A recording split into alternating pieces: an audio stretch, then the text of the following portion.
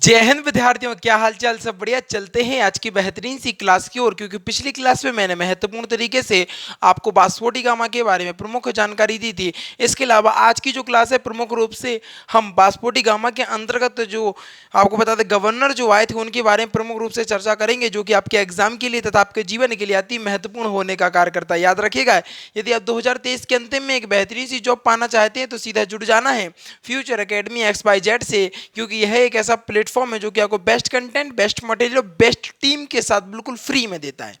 बिल्कुल फ्री में। और भैया आपको तो पता ही है, इस बात को भी पता ही चल गया कि जो अपनी ट्रिक है ना जीके की, जानदार शानदार तरीके से आपको ट्रिकों के माध्यम से भी जीके याद करा दी जा रही। बताओ, इससे अच्छी सुविधा आपको कहीं और शायद ही है मेरे हिसाब से कि आपको देखने को मिले, अन्यथा मुश्किल है कि मिल जाए। ठीक है ना। तो ये सारी चीजें सिर्फ अपने प्लेटफॉर्म फ्यूचर एकेडमी XYZ पर मिल रही हैं। तो भैया ज्यादा सोचो मत, क्योंकि सोचने वाले सोचते रह जाते और करने वाले कल के निकल जाते। ये हमने आपसे हजारों बार कहा और ऐसा हुआ भी है। एक विद्यार्थी है हमारी ऑफलाइन कोचिंग में पढ़ता है कि सर वो मित्र था हमारा और वो कोचिंग उसने ज्वाइन कर ली, तैयारी कर ली, जॉब कर ली, और हम सोच रहे थे कि आज कर लेंगे, अगले महीने कर लेंगे, 6 महीने बाद कर लेंगे। इस चक्कर में हम यहीं रह गए और वो जॉब पर पहुंच गया। तो भैया यही होता है जब आप सोचते हो। ज्यादा सोचना नहीं है, सीधा सिर्फ फोकस करना है। फ्यूचर एकेडमी XYZ विजिट करो, बहुत जानदार शानदार क्लासें मिलती हैं भैया आपको, और सबसे बड़ी बात रेगुलर मिलती हैं। सिर्फ और सिर्फ संडे का रहता है जिसमें आपकी व्यवस्था की जा रही है कि बॉटनी की क्लास प्रारंभ कर दी जाए। अब बताओ इससे ज़्यादा कोई क्या करे, बताइए आप लोगों के लिए। ठीक है ना। चलो स्टार्ट करते हैं। आज की बहुत गजब की क्लास है, बहुत जानदार शानदार क्लास होने वाली है। तो अगर हम प्रमुख रूप से बात करें बासपोटी गामा के बारे में, तो अभी हमने आपको बताया था कि समुद्री रास्ते की खोज जो है वो बासपोटी गामा ने की थी 1498 ईस्वी में। ये सभी चीज़ों को हम क्रमबद्ध तरीके से आपको बताते जा रहे हैं। आगे बात कर लेते हैं। अगर हम बात करें 1508 में, यानी चोलों का प्रथम युद्ध, अगर हम बात करें प्रमुख रूप से 1508 में चोलों का प्रथम युद्ध, आपको एक व्यक्ति का नाम मैंने पिछली वीडियो में लिया था जिसका नाम था डी अल्मीड़ा। डी अल्मीड़ा वही व्यक्ति है जो हाथ पैर जोड़ रहा था कि भैया हमें व्यापार कर लेने दो। तो बड़े अरे भैया व्यापार, ये हाथ पैर जोड़ रहा था उस समय पे जब ब्लू वाटर पॉलिसी, अर्थात आपको बता दें नीले पानी की नीति जो लाया था वो डी अल्मीड़ा ही था। कौन था? डी अल्मीड़ा ही था। और अपना दबदबा बता रहे आपको हम अरब सागर पर कितने बेहतरीन तरीके से अपना दबदबा बनाने वाला है। और कुछ समय के बाद जो हमको टैक्स देता था वो हमसे टैक्स की वसूली करेगा। ऐसे आपको बता दें ऐसी चीज़ें अभी उत्पन्न होने वाली हैं, ऐसी परिस्थितियां उत्पन्न होने वाली हैं। आगे बात कर लेते हैं। बहुत जानदार शानदार चल रही है हिस्ट्री। चलो बात करें 1508 की, तो 1508 ईस्वी में डी अल्मीड़ा ने त्रिकुट यानी मिस्र की नेवी, अरब की नेवी और गुजरात की नेवी, प्रमुख रूप से जो त्रिगुट है ना, त्रिगुट यानी तीन लोगों का गुट, तीन लोगों का गुट को ही क्या बोलते हैं हम? त्रिगुट। तो त्रिकुट में कौन कौन सी थी? त्रिकुट में आपको बता दें पहले मिस्र की सेना, फिर अरब की सेना, फिर गुजरात की सेना। प्रमुख रूप से तीन सेनाओं ने बहुत बहुत बड़ी भूमिका निभाई। और ये छोटी मोटी आपको बता दें छोटी मोटी शक्तियां ना नहीं थी, ये कहीं ना कहीं बहुत बड़ी शक्ति होने का कार्य कर रही थी। आपको बता दें मिस्र की नेवी, अरब की नेवी और गुजरात की नेवी के बीच में क्या हुआ आपको बता दें, युद्ध हुआ। डी अल्मीड़ा और त्रिकुटों के बीच में क्या हो गया? युद्ध हो गया, जिसमें आपको बता दें डी अल्मीड़ा का जो पुत्र है वो मारा गया। और आपको बता दें कौन मारा गया? डी अल्मीड़ा का जो पुत्र है मारा गया। अभी पुत्र मारा गया, डी अल्मीड़ा नहीं मारा गया। ये फिर से आएगा और अपना दबदबा कायम करने का कार्य करेगा। इतने जानदार शानदार तरीके से ना इनको नस्ते नाबूद करेगा ना, आप लोग देखते रह जाएंगे। और इस तरीके का करेगा ना कि अब आपको उल्टा टैक्स देना पड़ेगा। अगर व्यापार करना है ना समुद्र में तो टैक्स देना पड़ेगा इसको। इस तरीके की परिस्थितियां उत्पन्न करने वाला है बहुत जानदार शानदार तरीके से। आगे बात करें चोलों का द्वितीय युद्ध। अगर एग्जाम में पूछा जाए कि बताओ चोलों का प्रथम युद्ध कब हुआ था, तो चोल का जो प्रथम युद्ध है 1508 ईस्वी में डी अल्मीड़ा और त्रिकुटों के मध्य हुआ था। फिर उसकी बात करेंगे द्वितीय युद्ध की, यानी चोलों का जो द्वितीय युद्ध है इसमें डी अल्मीड़ा ने त्रिकुटों को हरा दिया। महत्वपूर्ण बात समझिएगा, अभी इसके पुत्र को मारा था, अभी ये नहीं मरा था। आपको बता दें कि जो डी अल्मीड़ा है ना उसने त्रिकुटों को हरा दिया और एक बहुत बड़ी शक्ति को हराने का कार्य कर दिया। अब दबदबा बन चुका था अब दबदबा बन चुका था पुर्तगालियों का। बहुत जानदार शानदार तरीके से अपना दबदबा, अपने पैर फैलाने का ये कार्य कर रहे थे। किस तरीके से अभी ये अपने अरब की जो सागर है, अरब सागर में किस प्रकार अपनी सेनाओं का जाल बिछाएगा और आपसे ही टैक्स मांगेगा और आप टैक्स देने पर मजबूर हो जाएंगे। ऐसी खूनी क्रांति ये करने का कार्य करेगा। अभी आप देखिए आगे कितने आराम से। एक समय वो था जब हाथ जोड़कर भीख मांग कर कह रहा था कि भैया व्यापार कर लेने तो हमें, और अब वक्त बदलने वाला है। ऐसा कहा जाता है कि इतिहास अपने आप को इतिहास जो होता है अपने आप को दोहराता है। तो याद रखें, आप भी जो आपकी ज़्यादा चाकरी कर रहा हो कि नहीं अरे तुम ही ऐसे हो तुम ही वैसे हो, तो उससे सावधान हो जाएं, क्योंकि वही वो व्यक्ति है जो कि आपको बता दें आपके पीछे छुरा घोंपने वाला है। याद रखें, उससे थोड़ा सा सतर्क रहें और सावधान रहें। यही यही चीज़ है। अब आगे देखते हैं। अगर हम प्रमुख रूप से आगे बात करें अल्मीड़ा के बारे में, तो अल्मीड़ा ने अन्य देशों में जाने वाले व्यापारी अल्मीड़ा ने अन्य देशों में जाने वाले व्यापारियों के लिए 3 प्रकार की व्यवस्था कर दी। क्या कर दी? 3 प्रकार की व्यवस्था या 3 प्रकार का आपको नीति के रूप में या टैक्सेस के रूप में कर दिया। कि पहला जो था वो कर्टिज था, दूसरा जो आर्मेड्ज था, और तीसरा था काफिला। और ये भैया छोटी मोटी बात नहीं है, क्योंकि हमने आपको पहली पिछली क्लास में बता रखा है कि जो डी अल्मीड़ा था वाकई में अपने आप में बहुत दमदार, जानदार, शानदार था। आपको पहली ही बार बता चुके, ये बहुत दिमाग से खेला करता था, बहुत दिमाग लगाया करता था। ऐसे ही नहीं कि तीर हवा में छोड़ने का काम नहीं करता था, बहुत सोचता था, समझता था, उसके बाद ही निर्णय लेने का कार्य करता था। अब वो वक्त आ गया था कि अब इन त्रिगुटों की एक महाशक्तियों को हरा दिया था। अब समुद्र में कोई बड़ी शक्ति थी नहीं, तो इन्होंने अपना दबदबा बनाना प्रारंभ कर दिया। क्योंकि मैंने पहले ही आपको बता दिया कि अल्मीड़ा ने, आपको बता दें, अपनी जो नेवी है अरब सागर में बहुत बेहतरीन तरीके से बहुत मजबूत करने का कार्य किया कि अब हमसे कोई जीत ना पाए। अब इन्होंने मजबूत तो कर ली, त्रिगुटों को भी हरा दिया। अब ये उल्टा आपसे टैक्स लेंगे और आप उल्टा टैक्स देंगे भी, क्योंकि भैया व्यापार जो करना है। आगे समझो क्या कर दिया। अल्मीड़ा ने अन्य देशों में जाने वाले व्यापारियों के लिए 3 प्रकार की व्यवस्था की, जो कि बहुत महत्वपूर्ण है। पूछ लेता है एग्जामिनर, कार्टज, आर्मेर्ड और काफिला। आपको बता दें इन तीनों टैक्सों को देना पड़ता था। 3 प्रकार के टैक्स लगाए, इन तीनों टैक्सों को देना पड़ता था। यदि इन 3 व्यवस्थाओं को वो मान लेता था तो उसका जो सामान होता था वो आराम से समुद्र के माध्यम से एक देश से दूसरे देश पहुंच जाता था। लेकिन जो व्यक्ति कहता था कि मैं इस प्रकार का टैक्स नहीं दूंगा, आप लेने वाले कौन होते हैं, तो उसके साथ ये लूटपाट कर लिया करते थे। काफिला बीच में इनका, जैसे ही मसालों का या किसी भी व्यापार या किसी भी सामान का काफिला निकलता है, तो आपको बता दें प्रमुख रूप से हुगली नदी पर, कहां पर? हुगली नदी पर उनके सामान को लूट लिया जाता था। अगर वो टैक्स नहीं दे रहा है तो उसका सामान लूट जा रहा है, उसको देना तो बड़ा कंपलसरी हो गया। यहाँ तक कि ये भी कहा जाता है कि अकबर द्वारा जो शासन या सामान जो मंगाया जाता था, अकबर भी इसको टैक्स देना पड़ता था, क्योंकि अगर टैक्स नहीं देगा तो इसके सामान को चुरा लिया जाएगा। और चुराने का जो प्रमुख केंद्र था वो हुगली नदी को बना रखा था इन लोगों ने। हुगली नदी को प्रमुख रूप से बना रखा था, जो कि अति महत्वपूर्ण था। यहीं पर हुगली नदी के पास ही जाकर क्या करते थे, ये लूटपाट करने का कार्य करते थे। इसीलिए मैंने अगली लाइन में आपको लिखवा ही दिया है कि पुर्तगालों के लूट का जो केंद्र था वो हुगली नदी था। हुगली नदी पर ही क्या करते थे, ये लूटपाट कर लिया करते थे। आगे बात करें पुर्तगालियों का दूसरा जो गवर्नर था वो अलबुकर आया। याद रखना, मैंने आपको पहले गवर्नर के बारे में अभी बताया जिसका नाम डी अल्मीड़ा था, और एग्जामिनर पूछेगा कि बताओ भारत में पहला गवर्नर यानी पुर्तगालों का पहला जो गवर्नर आया था उसका क्या नाम था, तो आपको पता होना चाहिए कि डी अल्मीड़ा नाम था। फिर वो अगर पूछ ले कि बताओ पुर्तगालों द्वारा दूसरा गवर्नर कौन था, तो उस व्यक्ति का अलबुकर था। वाकई में आपको मैं इस बात को बताना चाहूंगा कि जो अलबुकर था उसको ही पुर्तगालियों का वास्तविक संस्थापक, भारत में वास्तविक संस्थापक माना जाता है। ऐसा क्यों, मैं अभी आपको आगे बताने वाला हूं, बहुत महत्वपूर्ण तरीके से, बहुत जानदार, शानदार तरीके से। आगे बात कर लेते हैं। अगर हम प्रमुख रूप से आपको मैं बताना चाहूँगा कि जो अलबुकर है वो दूसरा गवर्नर बन के भारत आ चुका है, और कहीं ना कहीं भारत की जो परिस्थितियां हैं वो बदलती हुई आपको अपनी आंखों से स्वयं ही दिख रही होंगी कि भारत का नक्शा किस प्रकार बदलने वाला है।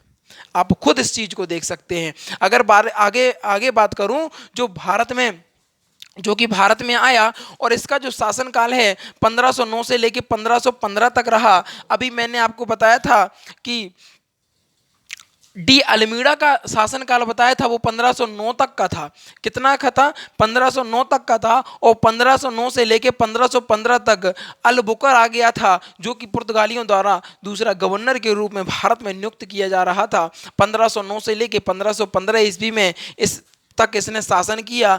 अलबुकर ने क्या किया? प्रमुख रूप से आपको बता दें, ये तो भैया भारत की जो सीमा रेखा है वहां पर गर्दा मचा रहा था, वहां पर टेंशन दे रहा था, वहां पर सारे काम कर रहा था। लेकिन जी भाई साहब कुछ ज़्यादा ही दिमाग वाले व्यक्ति थे। जे भारत में दूसरे देश से आए व्यक्ति भारत में घुसता है, और आपको बता दें प्रमुख रूप से गोवा में जाकर यूसुफ आदिल शाह को, आपको बता दें यूसुफ आदिल शाह की जो बेटी है उसको, आपको बता दें उनका राज हड़पने का और उनकी बेटी का अपहरण करने का भी इन्होंने कार्य किया। ये बहुत बड़ी बात हो जाती है कि दूसरे मोहल्ले का कोई व्यक्ति आता है और आपको घर में जाकर पीट जाता है, तो कहीं ना कहीं एक बहुत बड़ी बात है। आप इस चीज को समझें अथवा ना समझें, ये महत्वपूर्ण बात इस तरीके से भी समझ सकते हैं। किसी दूर गांव देश दराज का कोई व्यक्ति आया, यहां पर उस व्यक्ति को कोई नहीं जानता, आपका बहुत बड़ा दबदबा है यहां पर, और वहां से आकर आपको ठोक ठाक कर चला जाए, तो आपको किस प्रकार की फीलिंग होगी? आखिर आप किस प्रकार का जो परिस्थितियां उत्पन्न होने वाली थी, वही परिस्थिति यहां पर उत्पन्न हो गई थी। जो अलबुकर था वो डायरेक्ट गोवा में पहुंचा, भारत के अंदर घुस गया। भारत के अंदर घुसने के बाद यूसुफ आदिल शाह, आपको बता दें यूसुफ आदिल को इसने क्या किया? इससे गोवा को छीनने का कार्य किया, इससे गोवा को छीन लिया। एक बहुत बड़ी बात हो जाती है कि मोहल्ले का व्यक्ति आए और आपका घर छुड़ा ले, आपको बाहर फेंक दे कि ना तुम जाओ, इससे आज से यहां पर मेरा कब्जा है। वही परिस्थिति यहां पर उत्पन्न हो गई थी। आप थोड़ा सा इस चीज को सीरियस तरीके से समझेंगे, अगर अपने अपने माइंड से थोड़ा सा चीजों को इमेजिनेशन बनाकर, इमेज बनाकर चीजों को समझेंगे, तो आपको वाकई में पता चलेगा कि कोई व्यक्ति बाहर से आकर गोवा के शासक को हटा देता है, उससे गोवा छीन लेता है, एक बड़ी बात नहीं हो जाती है। तो पुर्तगालियों ने भारत में पुर्तगालियों का वास्तविक संस्थापक, आपको बता दें, इसको ही कहा है, जिसका नाम अलबुकर नाम है। क्या नाम है? अलबुकर है। यही पुर्तगालियों का वास्तविक संस्थापन के रूप में हमें देखने को मिलता है। और एग्जाम में पूछा भी जाता है कि बताओ, पहला गवर्नर तो डी अल्मीड़ा था, लेकिन दूसरा तो था, लेकिन वास्तविक संस्थापक की अगर बात करें तो वास्तविक संस्थापक पे आपको टिक करना है, वो है आपका अलबुकर। अलबुकर बहुत दिमागदार व्यक्ति था। मैंने बताया आपको प्रत्येक लाइन में कि जो अंग्रेज हुआ करते थे कहीं ना कहीं बहुत दूर का सोचते थे। ये इस प्रकार के विचार, इस प्रकार की रणनीति लगाया करते थे कि सांप भी मर जाए और लाठी भी ना टूटे, हम पे नाम भी ना आए और हम अपना काम भी कर लें। इस प्रकार की इन्होंने नीति बनाई है। बहुत सारे लोग, बहुत मित्र, आपके मित्र यार दोस्त जो होंगे, वो बहुत लोग कहते हैं कि नहीं, जो अंग्रेज आ गए हैं तो कहीं ना कहीं हमारे भारत देश का विकास हो गया है। अभी हम बता दें, देखो आप याद रखना, बहुत बढ़िया सी बात कह रहे हैं हम आपसे। आप जो अंग्रेज हैं ना, वो किसी के ना हुए, अपने क्या होंगे? वो तो खुद के ना हुए, हमारे क्या हो जाएंगे। जितने भी उन्होंने निर्माण किए हैं, जितने भी चीजें करी हैं, उनका उनका खुद का फायदा था, अपने फायदे के लिए नहीं हुआ है। वो चीजें उनके फायदे के लिए थी। आपको बता दें, पुलिस, जब आपको बता दें, बाहर यूरोपीय कंट्रियों में जब पुलिस नहीं थी, तो आपको भारत में पुलिस देखने को मिलती है, जो अंग्रेजों द्वारा सबसे पहली व्यवस्था लाई जाती है। वो उनके लिए नहीं थी या भारत की भलाई के लिए नहीं थी, उन्होंने अपनी सुरक्षाओं के लिए उस पुलिस को तैनात किया था, अपनी सुरक्षा के लिए। ऐसा नहीं है कि वो आपके लिए कुछ कर रहे हो, आपके लिए कुछ नहीं कर रहे थे। बड़ी बड़ी फैक्ट्रियां खुलवाई अपने लिए, जो भी किया है उन्होंने अपने लिए, लेकिन लोगों को कौन समझा? लोगों के नजरिए हैं ना, वो इस तरीके से पलट गए, जैसे वक्त बदल जाता, जज्बात बदल जाता, इंसान बदल जाता, उसी प्रकार लोगों के पता क्या कह दें यार। ठीक है, आगे बात कर लेते हैं। अगर इसमें 1509 से लेकर 1515 तक शासन किया, अलबुकर ने गोवा के शासक यूसुफ आदिल शाह से गोवा को छीनने का कार्य कर लिया, जो कि बहुत बड़ी बात है। इसीलिए अलबुकर को पुर्तगालियों का वास्तविक संस्थापक कहा जाता है।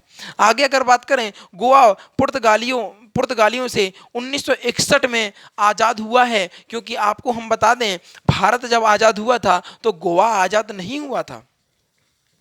ये जो गोवा है वो गोवा आज़ाद नहीं हुआ था, क्योंकि आपको बता दें, एक लेख आया था जिसमें लिखा गया था कि इतने से इतने जो रियासतें हैं या जो भी हैं, आप अंग्रेज ईस्ट इंडिया कंपनी द्वारा जो हड़पी गई हैं, जो राज्य जो राज्य हड़पे गए हैं उनको आज़ाद किया जाए, जबकि ये तो छीनने का कार्य किया था। यहाँ पे तो कब्जा किया गया था। यहाँ तो ना ही तो यहाँ युद्ध के माध्यम से आपको बता दें, ना ही तो गोवा को युद्ध लड़ाया गया था, ये तो छीनने का कार्य किया था। इसलिए गोवा को अंग्रेजों ने नहीं छोड़ा। कह रहे ये जो हमारी लिस्ट में आता ही नहीं है तो हम गोवा को कैसे खाली कर दें। फिर आपको बता दें कहीं ना कहीं 1961 में ये गोवा को आज़ाद हम लोगों ने फिर अपने संघर्ष के तौर पर, अभी हम बताएंगे आपको जब क्रांतियां वगैरह आएंगी तो क्रांतियों के अंतर्गत बताएंगे किस क्रांति के अंतर्गत गोवा को आज़ाद कराया गया था। तो 1961 में गोवा को आज़ाद आज़ाद करा लिया। और अल-बुकर प्रमुख रूप से उसने क्या किया, सती प्रथा को रोकने का कार्य किया। ठीक है ना, प्रथम प्रयास किया था, सती प्रथा को रोकने का प्रथम प्रयास किया था। क्या किया था, सती प्रथा को रोकने का प्रथम प्रयास किसने किया था। एग्जामिनर आपसे इस प्रकार क्वेश्चन कर सकता है, तो आपको पता होना चाहिए कि सती प्रथा को रोका नहीं है, अभी रोका नहीं है, सिर्फ प्रयास किया है कि जो सती प्रथा है उसको रोकने का जो प्रथम प्रयास है वो किसने किया था। तो आपको पता होना चाहिए वो व्यक्ति अल-बुकर है। वो कौन है भैया, वो अल-बुकर है। तथा आपको बता दें भारतीय महिलाओं को यूरोपियों के साथ शादी करने के लिए प्रोत्साहित किया था, क्योंकि इनका जो उद्देश्य था, पहला तो आपको बता दिया हूं मैंने कि भैया इनका पहला जो उद्देश्य था वो मसालों का व्यापार करना था, लेकिन कहीं ना कहीं अपने ये द्वितीय उद्देश्य पर कार्य कर रहे थे और इस उद्देश्य से सभी लोग अनभिज्ञ थे और इसी पर ये काम कर रहे थे। इनका जो दूसरा उद्देश्य था वो धर्म परिवर्तन कराना था। अब आपको बता दें कि जो भारत देश है वो पित्त सत्रात्मक देश माना जाता है, पित्त सत्रात्मक देश है। अगर आप जो एक लड़की है किसी दूसरे समाज की है और किसी दूसरे समाज के लड़के से शादी कर लेती है, मान लो एक जो लड़की है वो कुशवाहा समाज की है और जो लड़का है वो सोनी समाज का है या पंडित समाज का है, तो जो उस लड़की का जो विवाह उस लड़के से होगा तो उसकी जो समाज होगी वो पंडित हो जाएगी। इसी प्रकार सेम कंडीशन यहाँ पर होने वाली थी। भारतीय जो महिलाएं थीं अगर वो यूरोपियों से शादी करती तो आपको बता दें वो क्रिश्चियन कहलाती हैं। क्या कहलाती, वो क्रिश्चियन कहलाती। तो धर्म भी परिवर्तित हो जाता और आप समझ रहे हैं इनका उद्देश्य भी पूरा होता हुआ है ना दिख रहा था। तो ये कह रहे थे कि भैया यूरोप जो महिलाएं थीं भारत की उनसे कह रहे थे देखो यूरोपीय लोगों से शादी करो, जब में ज़्यादा फायदा है। ये लोग क्या करते हैं, कुछ करते नहीं हैं, परेशान करते हैं, खाने को कुछ है नहीं, मतलब तमाम प्रकार की बातें, भड़काऊ वाली बातों का इन्होंने प्रयोग किया। आगे हम बात करें प्रमुख रूप से वास्को डी गामा के बारे में, तो वास्को डी गामा जो है भारत में सन 1524 ईस्वी में फिर से भारत आया, क्योंकि मैंने आपको बताया था कि भारत वास्को डी गामा है जो कुल 3 बार भारत आने का कार्य किया था। पहला 1498 में, दूसरा 1502 में और तीसरी बार 1524 में फिर से भारत आया था। और 1500 आपको बता दें 1529 तक ईस्वी तक यहाँ रहा।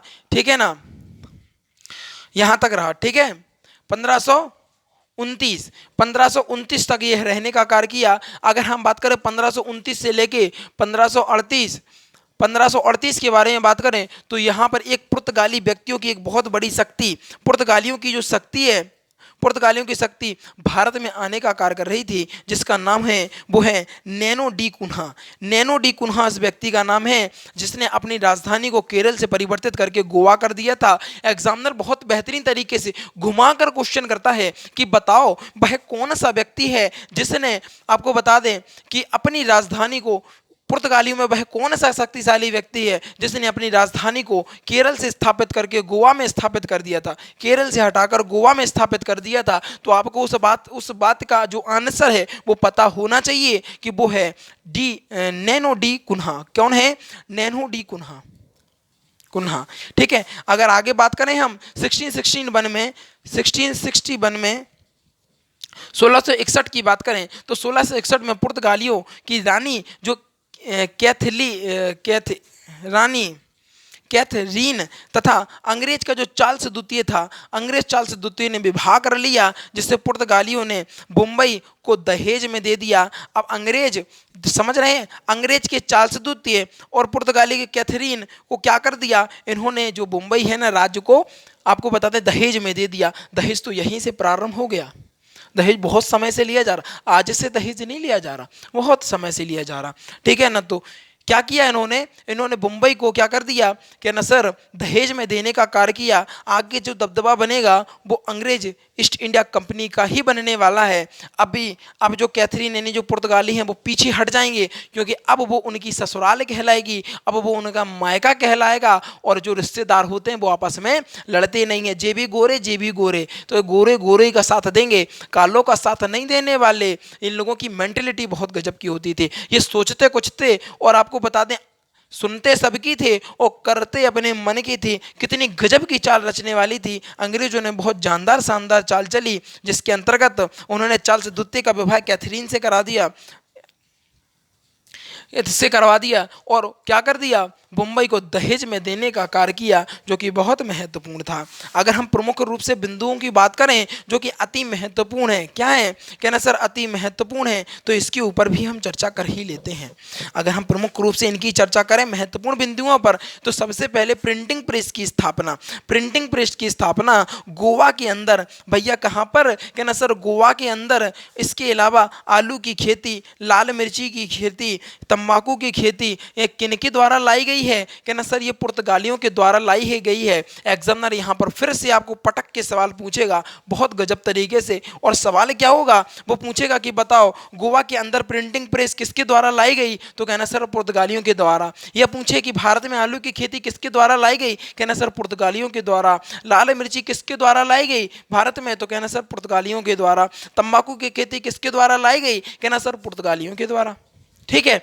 इसके अलावा जहाज निर्माण की जो फैक्ट्री है वो पुर्तगालियों के द्वारा ही लाई गई थी। जहाज निर्माण की जो फैक्ट्री है कहीं ना कहीं पुर्तगालियों के द्वारा ही लाई गई थी, जो कि अति महत्वपूर्ण थी। आपको बता दें बहुत महत्वपूर्ण था, क्योंकि जब जहाज उनके पास नहीं होगा तो समुद्र में व्यापार किस तरीके से कर पाएंगे। तो उन्होंने अपने फायदे के लिए, तुम लोगों के लिए नहीं। तुम सोच रहे हो कि हमारे लाने कर दो, तुम्हारे लाने कछु ना करें बे। हाँ, उन्होंने अपने फायदे के लिए कि भैया जहाज का निर्माण यहाँ होगा तो चीज़ें सरल हो जाएंगी।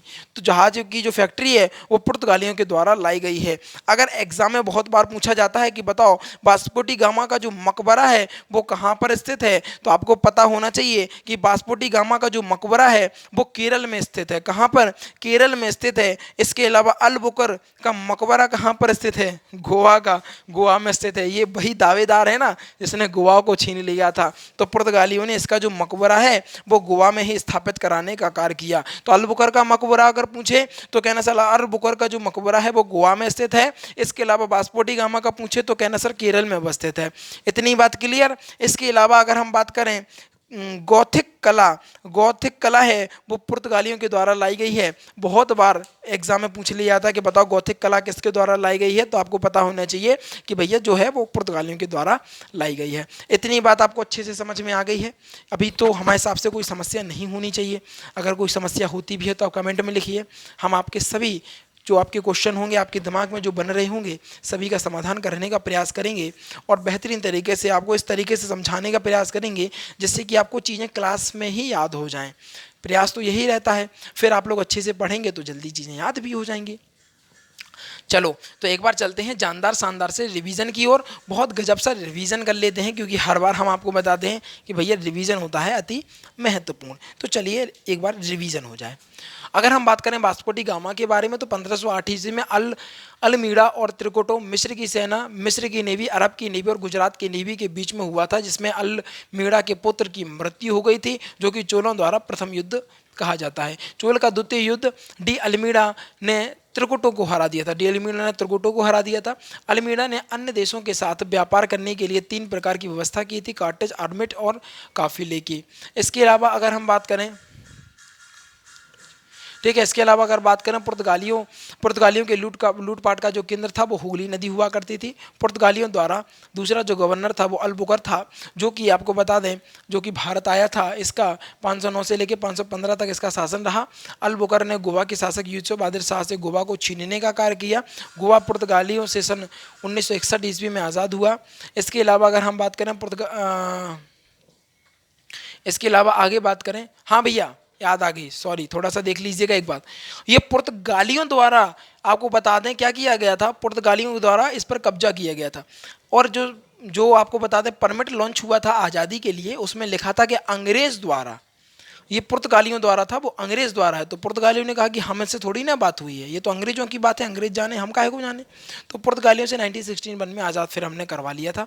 इसके अलावा अगर बात करें अल-बुकर की, तो सती प्रथा को रोकने का प्रथम प्रयास किसने किया था? अल-बुकर ने ही किया था। इसने जो महिलाएं हैं भारत की, उनको यूरोपीय व्यक्तियों के साथ विवाह करने के लिए प्रोत्साहित किया था। अगर वास्को डी गामा की बात करें, 1524 में फिर से आया और 1529 तक रहा। 1529 से लेके 1538 तक आपको बता दें पुर्तगालियों की शक्ति द्वारा भारत आई, जिसका नाम नीनो डी कुन्हा था, जिसने अपनी राजधानी को केरल से गोवा स्थापित कर दिया था। सन 1661 की बात करें, 1661 में पूर्वगाली रानी कैथरीन द्वारा अंग्रेज चार्ल्स द्वितीय द्वारा विभाजित कर दिया, जिससे मुंबई को उन्होंने दहेज में दे दिया। अगर महत्वपूर्ण बिंदु की बात करें, प्रिंटिंग प्रेस गोवा के अंदर, आलू की खेती, मिर्च की और तम्बाकू वगैरह की खेती पुर्तगालियों द्वारा लाई गई थी। जहाज का निर्माण पुर्तगालियों द्वारा हुआ। इसके अलावा वास्को डी गामा का मकबरा केरल में स्थित है। इसके अलावा बात करें अरबुकर का मकबरा गोवा में स्थित है।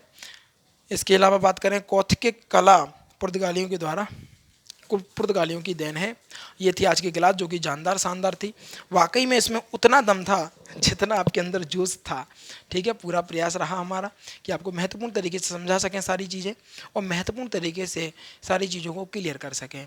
ठीक है, अगर आप सोचते हैं अभी भी कि नहीं अब तो हमें जॉब चाहिए ही है, तो ज़्यादा सोचो नहीं, सीधा जुड़ जाओ फ्यूचर एकेडमी XYZ से।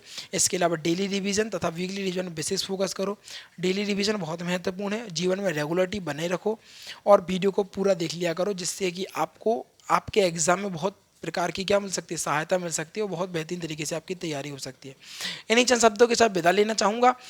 जो विद्यार्थी नए हैं वो जल्दी से वीडियो को लाइक कर लेंगे, चैनल को सब्सक्राइब कर लेंगे और शेयर करके आएंगे अपने यार दोस्तों और चाहने वालों के साथ, क्योंकि आज की जो वीडियो थी वाकई में बेहतरीन, गजब, लाजवाब होने का कार्य कर रही थी। इन्हीं चंद शब्दों के साथ विदा लेना चाहूँगा। जीवन में आनंदित रहिएगा और आगे बढ़ते रहिएगा।